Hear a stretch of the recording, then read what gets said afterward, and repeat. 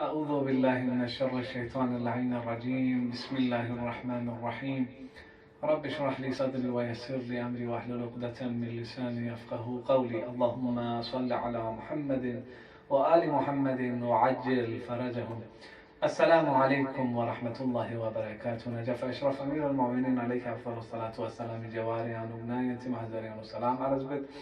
امید که انشاءالله این تنگریودنا صحت و عافیت و تندرست دکتوک انشاءالله. عزیزان کن نتیس سخن از فضائل شب قدر باریانو نتیس مقدمات شب قدر باریانو بیانات کچیک زیست و دون نتیس شب قدر اعمال چین زیران مقدمه اجمالا انتی خدمتیانو بیان است و ده انو نتیس آخر پی که داستان چیک جناب موسی بن عمران داستان پیانوک آخری که جناب موسی بن عمران اس پروردگاری کنا سوال بدلو که یا الله اريد رضاک خدایا نایری رضایت کل گسید نایری تدکار گسید چی بس نایران تدجد تو یا الله حضر بنا پروردگاری فی پوز جناب موسی بن عمران جوابیان موللو من اراد رضای فلیصلی رکعتین فی لیلة القدر گاه سوچی گنا پروردگاری رضایت کو کتر گزنا فی رکعت نیز بوس شب قدریانو مت بعد تاس پن انشاءالله دی سخن بیان و دی تکلم مثلا دقسم بیانات درسنا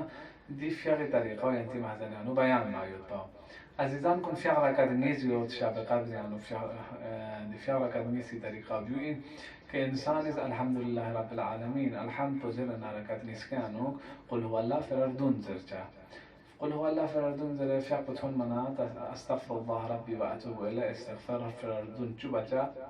استغفر الله ربي وأتوب إليه استغفر الله ربي وأتوب إليه فرردون شو استغفار بچه و دی شخص با فضیلت من موید خدا ایشید قیمت من موید و سزاوار این که انسان عاقل از دیوسکی و مسکور با اهتمام نه اهمیت تنصد دی شخص با باید با چه زبانه بهار الانوار یعنی پیامبر صلی الله علیه و آله و سلم کنه روایت چنو که مولد دی فیغ فضیلت بیانو که من صلى هذه الركعتين قاسو جيجل دی فیغ رکد نسبو بدام ان الله يغفر ذنوبه وذنوب والديه وهو جالس في مقامه دن کو فیغ پتونه جگه کنه لنگس ملنگس با خدای منانیز کوئی گناه پنه کوئی اتنا امی مغفرت بلو کری گناه پو اتنا امی گناهون گاما مغفرت بلو ده حساب ثوابیو دی فیغ رکد نسبا ين فضيلت دي في فيديوين كمولد وبعث الله ملائكة يكتبون له حسنات إلى سنة أخرى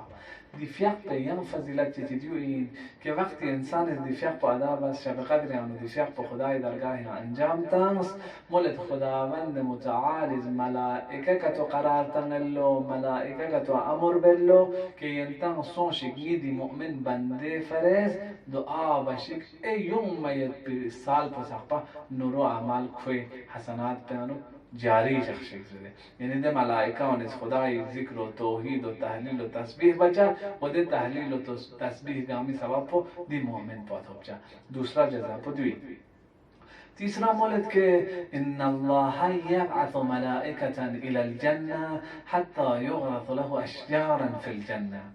خداوند متعال از دی ویجو بکا ملائکه که تخکلتنلو جنت یانو که انتان سونس جنت یانو میوجات شما که تکشیر تا وقتی که دی مؤمن پو دنیا تی کنرگل جنت یان یوتنا دی میوجات کنی کنا استفاده بفرست یان دی فیغ رکرنیسی فضیلت چی دیوین مولد ویبنون له قصورا فی الجنة دی فیغ رکد نیست بگاه سوچی بنا ملائکه و نیست جنت یان کوئی فرس کر سیگلو که وقتی دی مومن تو جنت یان لبنا آلام بس آسایش باید بی جگه چی فرس و مولد ویجرون له انهارا چوبیک جنت یان دی انسانی فرس که دی رکد نیست بگتن جاری بتن جنت یانو بار پروردگاری درگاهی پس عظمت یود دی فیغ رکن نیست با من معزیزان کن و آخری که نکته چیگ من اردمو یود که دی پیغمبر صلی الله علیه و آله و سلم حدیثی انو بیود بولد ولا یخرج من الدنیا حتی یرا ذالک کله و کو جنت و کو دنیاتی که نرگل دنیاتی که نرگل مگر کو دی فضیلت نگاما توم سمنه